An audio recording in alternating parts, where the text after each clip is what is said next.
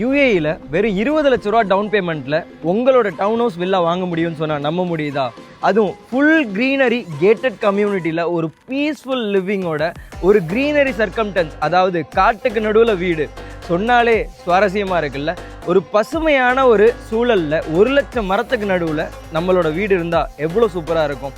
அதுவும் down house பார்த்தீங்கன்னா just 1.7 மில்லியனில் starting ப்ரைஸில் ஆரம்பிக்கிறாங்க. 35-65 பேமெண்ட் பிளானு, ஜஸ்ட் 35% நீங்கள் பே பண்ணால் போதும் ஆன் டியூரிங் கன்ஸ்ட்ரக்ஷன். அதுக்கப்புறம் ஆன் ஹேண்ட் ஓவரில் 65% லோன் எடுத்துக்கலாம்.